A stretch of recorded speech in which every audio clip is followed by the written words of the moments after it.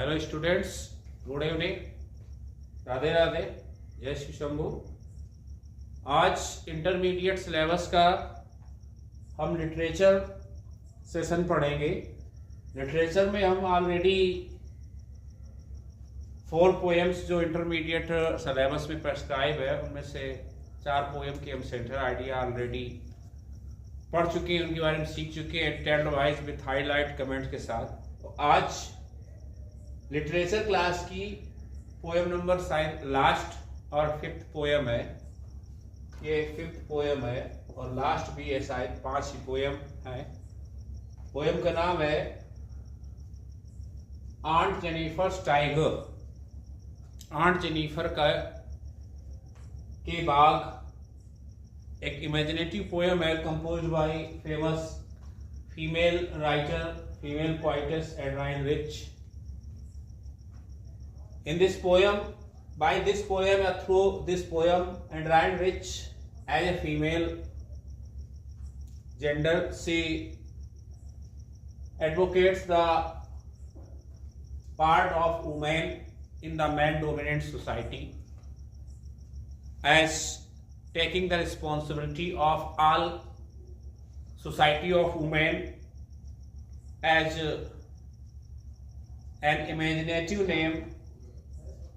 That's is a character in this poem called Adrienne Rich. तो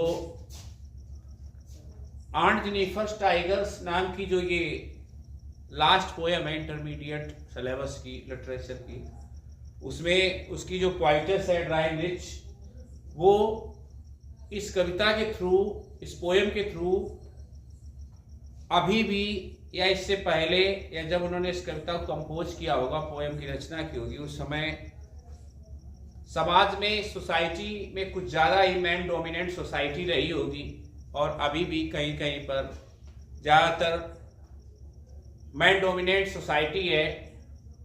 as स्टेंस उदाहरण के रूप में अगर हम कहीं जाते हैं तो पहले फादर का नाम पूछा जाता है या फादर का नाम इंस्क्राइब किया जाता है, लिखा जाता है। और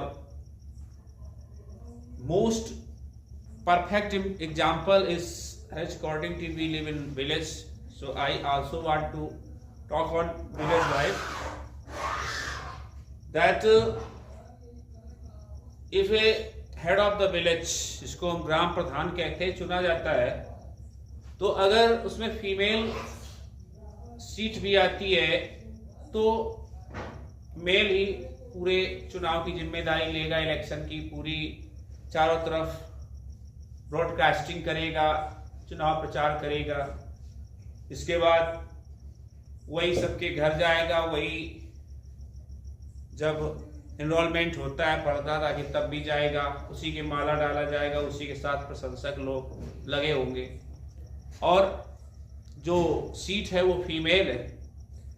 प्रधान जी बने, प्रधान बनी उनकी वाइफ, यानी फीमेल सीट थी।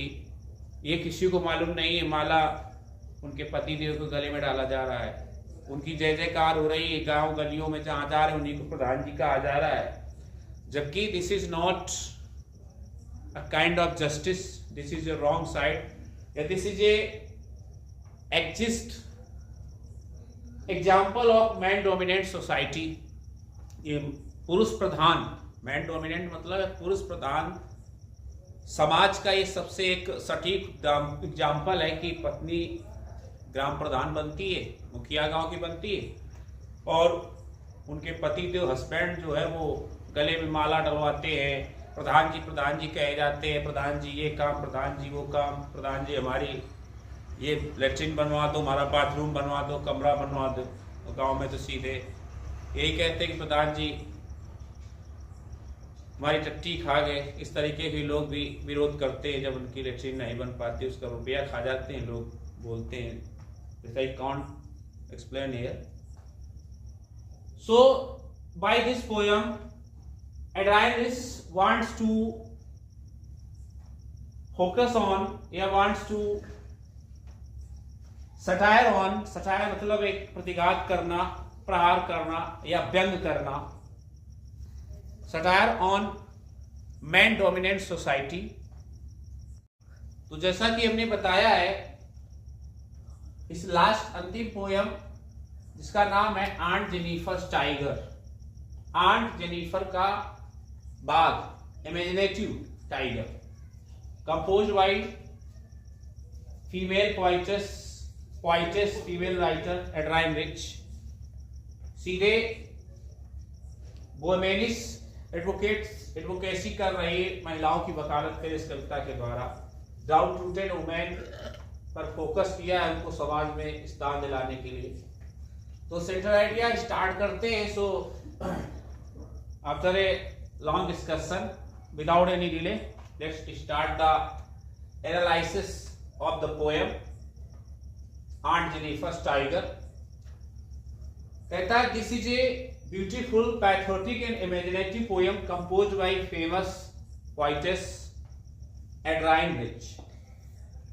ये सुंदर, पैथेटिक का मतलब होता है ज्ञानात्मक, ज्ञानार्जन देने वाली। पैथेटिक का मतलब होता है पुराणों जैसा ज्ञान देने वाली कविता। और काल्पनिक, पैथेटिक ज्ञानदायक और समाज को जागरूक करने वाली और काल्पनिक कविता फेमस पोएटेस एड्राइन रिच के द्वारा रचित है। This poem highlight the male dominant society. ये कविता या इस कविता में जो एड्राइन रिच है, इसकी पोएटेस, वो पुरुष प्रधान समाज पर सीधा प्रहार कर रही, व्यंग कर रही, सटायर कर रही हैं कि किस प्रकार से आज भी पुरुष प्रधान संसार में महिलाओं को सेकेंड कैटेगरी में रखा जाता है। पहले मेल को ही उसके लिए हम पहले उसका एक एग्जाम्पल सटीक एक विलेज लाइफ पर बता चुके हैं कि चाहे उनकी महिला सीट पर वुमेन प्रधान बनती है, उनकी वाइफ बनती है, लेकिन प्रधान उनके हस्बैंड ही कहे जाते हैं। प्रधान जी आगे, प्रधान जी ये करो, प्रधान जी वो, प्रधान जी झंडा फहराने जाएंगे, प्रधान जी किसी की लेट्रिन बाथरूम का उद्घाटन करने जाएंगे, प्रधान जी तुम्हारे घर में जाएंगे, प्रधान जी की प्रधान। और जबकि वो प्रधान पति हैं या प्रधान प्रतिनिधि हैं, वो प्रधान नहीं। This is the best example of man dominant society. So आगे लिखा है, this poem presents the fortune and final climax of a lady in the male dominant society.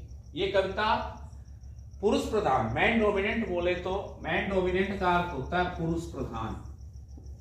पुरुष प्रधान का मतलब होता है प्रधान से नहीं, जिसमें उस ऐसे समाज की बात है जिसमें पुरुषों को प्रमुखता दी जाए, पुरुषों को वरीयता दी जाए।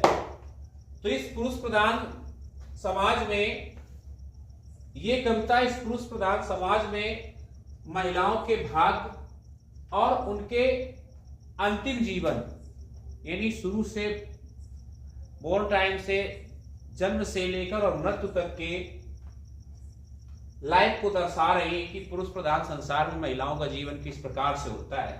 सी characterise women as Aunt Jennifer who passes her whole life under the responsibilities of marriage. A woman, इस कविता के माध्यम से सी मतलब एड्राइन रिच कैरेक्टराइज करती है एक, इस पुरुष प्रधान संसार में उन्होंने एड्राइन आंट जेनिफर के नाम से एक महिलाओं, सारी महिलाओं के रूप में उन्होंने एक एपिटोम, महिलाओं के एपिटोम के रूप में, यानी महिलाओं के नायिका के रूप में सारी महिलाओं को कैरेक्टराइज करते हुए उन्होंने एक काल्पनिक नाम चुना है आंट जेनिफर। कहने मतलब इस कविता के माध्यम से बताना चाहती कि जो स्थिति आज आंट जेनिफर की है, शायद इस पुरुष प्रधान मैन डोमिनेंट सोसाइटी में एवरी सेकेंड और every women has this kind of position in this man dominant society. वो कहना चाहती हैं कि aunt Jennifer passes her whole life, aunt Jennifer अपना पूरा जीवन बिता लेती under the responsibilities of marriage. शादी के बाद जो जिम्मेदारियां एक वुमेन को निभानी पड़ती है, उन जिम्मेदारियों के नीचे दबकर अपना सारा जीवन खपा देती हैं, गुजार देती हैं। वो सबकी हस्बैंड से लेकर और अगर पूरा परिवार एक साथ रहने वाला, कहने वाला ज्वाइंट फैमिली है, तो अपने अगर ज्वाइंट फैमिली वाला परिवार है तो सास ससुर से लेकर हस्बैंड, बच्चे, अंकल आंटी से लेकर सबकी जिम्मेदारी एक वुमेन, घर की जो स्वस्थ गृहिणी होती कॉमन, वो निभाती है, हाउस वाइफ। लेकिन उसका कोई ध्यान करने वाला नहीं है। और दिस इज ट्रूली, और this is advocates by Adrienne Rich, वो बताना चाहती हैं कि जैसे ही एक महिला की शादी हो जाती, स्त्री की, लड़की की, वो शादी के रिस्पॉन्सिबिलिटीज के नीचे दब जाती है, जिम्मेदारियों के नीचे दब के रह जाती है। एक जो उसे एंगेजमेंट की रिंग पहनाई जाती है, वो रिंग भी उसको बोझ लगती है। आंट जेनिफर को अंकल जेनिफर के द्वारा पहनाई अंगूठी भी बोझ लग रही, क्योंकि उस अंगूठी को देखकर लगता है कि काश उस दिन हमने ये अंगूठी ना पहनी होती तो आज हमारा ये हाल ना होता, हमें ये रिस्पॉन्सिबिलिटीज ना उठानी पड़ती। सी imagine tigers like furiousness to intend her feeling, but actually she lives weak and timid life fighter।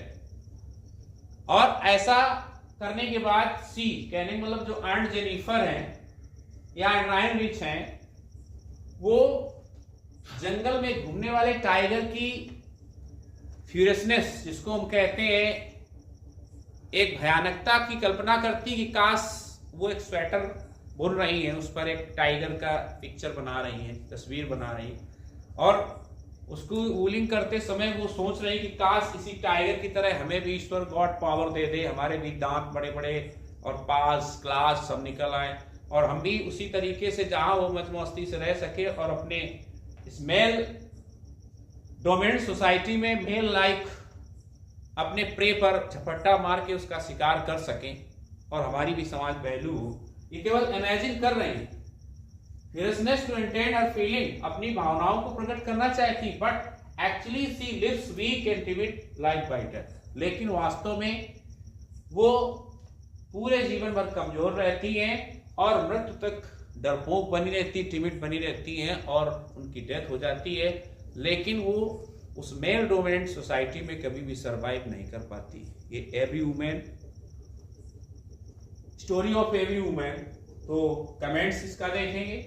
This is an imaginative pathetic poem by Adrienne Rich, एक फेमस पोएटेस एड्राइन रिच के द्वारा लिखी गई काल्पनिक और एक समाज पर प्रहार कर देने वाली कविता है, मेल डोमिनेंट सोसाइटी में सबक देने वाली कविता है। Number 2, this poem is a satire on mail dominant society. ये कविता पुरुष प्रधान समाज पर एक सीधा व्यंग है, प्रहार है। इसको पढ़कर लोग सुधरने का प्रयास करेंगे। Number 3, the language of the poem is satirical. इस कविता की जो भाषा है वो थोड़ा व्यंग्यात्मक है। इस कविता के माध्यम से भाषा के द्वारा मेल डोमिनेंट सोसाइटी पर व्यंग किया गया है। This poem is a lesson for society. ये कविता समाज के लिए एक बहुत बड़ा सबक है, सीख है कि महिलाओं को भी कम से कम कुछ तो रिस्पॉन्सिबिलिटी देनी चाहिए, उन्हें भी अपने ऑन लाइफ जीने का अधिकार होना चाहिए। Number 5, this poem shows women's weakness and fear in the male dominant society. ये कविता पुरुष प्रधान संसार में महिलाओं की कमजोरी और उनके डर को दर्शाती, किस प्रकार इस पुरुष प्रधान समाज में महिलाएं अपना जीवन यापन कर रही हैं। तो where is my vision, women also have responsibilities to equal of women man in some part of life, but they can also imagine and think their responsibilities. If she is a housewife, she can also take her responsibility in every part of life, but a male also has his responsibility in his life. He also feel that he must take some rest and some time of living her own life to a woman, mostly a housewife, who starts his life morning early in the morning and ends late in the night after every member of the family take rest. तो इस तरीके से जुड़े रहिए। जय हिंद, जय भारत।